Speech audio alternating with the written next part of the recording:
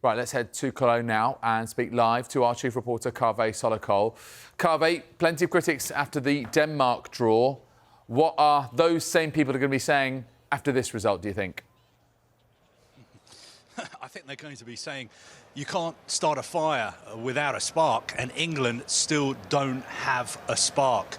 The performance level overall over 90 minutes I thought was a little bit better than Denmark, but not that much better. But I can see a blueprint for the future now. I can see what could potentially work in the knockout stages, because a few players did play well, and I thought the players that Gareth Southgate brought on made a real difference. Kaveh Solhekol, I think, has to start the next game. He came on as a substitute at half-time for Conor Gallagher, and he looked the real deal. He looked like a brilliant young midfielder. As soon as he was on the pitch, England improved. The ball seemed to stick to him. He looked very, very comfortable playing next to Declan Rice. He brought the best out of Declan Rice.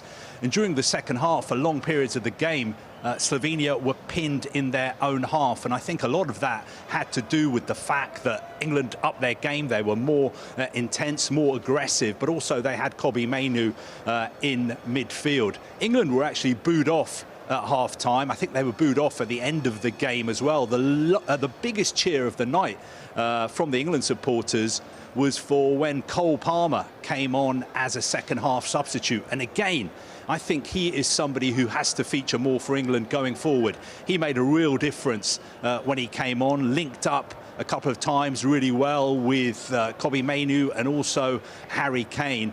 But overall, I'm trying to pick out the positives. Yes, I thought Foden played well as well in the first half. Mark Gahey looked very assured, although a lot of his passing was sort of backwards and sideways.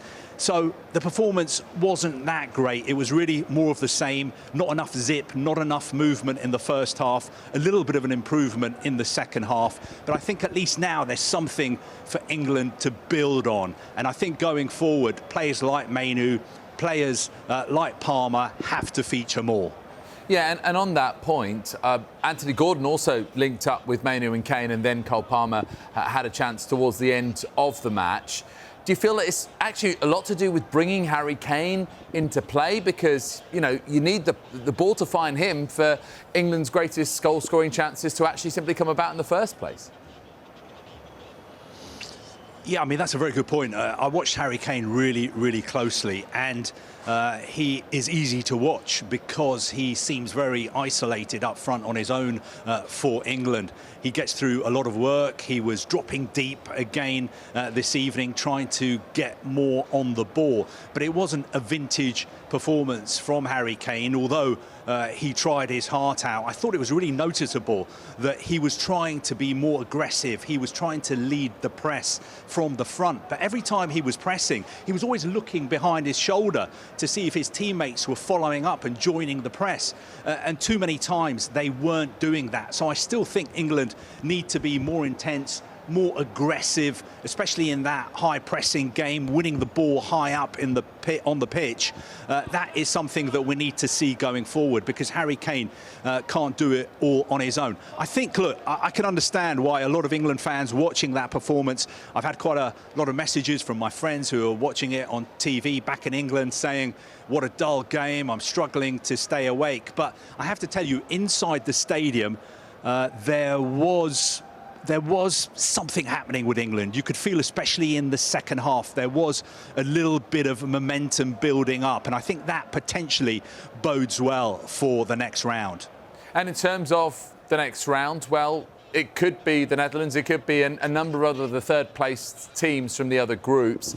How well are England set, do you feel, for one of those challenges? And ultimately, especially with France finishing second in their group, Kaveh, means that England wouldn't face them in the semi-final. So how far do you think they can plot their route now? Look, I think it's going to be difficult for England to win this tournament. I think their sides left in the Euros who are better than England overall. I think you know, all three performances from England so far have been disappointing. We haven't seen the real England yet. The question is, are these players physically tired at the end of a long, hard season? Do they really believe in what Gareth Southgate is trying to get them to do? You know, those are the kind of questions that have to be answered, because the tournament is about to get really, really serious. From now on, it is winner takes all. And also, England are going to be coming up, with all due respect, against better sides than Slovenia, better sides than Denmark, better sides than Serbia. So they have to be at their best. And that's why I think Gareth Southgate has to ring the changes. He needs to bring these players like Mainu and Palmer into his starting 11. It was actually interesting, I noticed, towards the end of the game when Trent Alexander-Arnold came on. I thought he was going to come on as a right-back to replace Trippier, but Alexander-Arnold went into midfield again.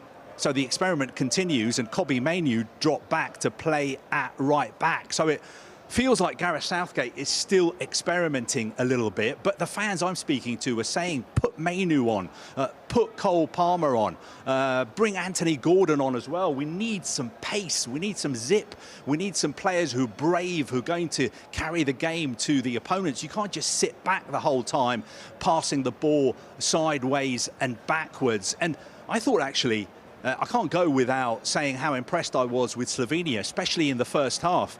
They are a very good side. Their supporters back there were celebrating because they've managed to get into the knockout stages, I think, as one of the best third-place teams.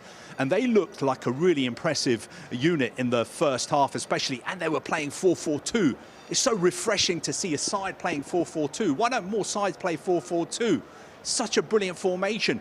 Two strikers up front. Imagine what England could do if they had Harry Kane and Ollie Watkins, or Harry Kane and Ivan Toney, with Bellingham and Rice in the centre of that midfield. I still think there's a place in football for 4-4-2, and I thought it was great and refreshing to see Slovenia play that formation and get into the knockout stages with, you have to be honest, a squad who have a fraction of the talent and experience that Gareth Southgate has at his disposal.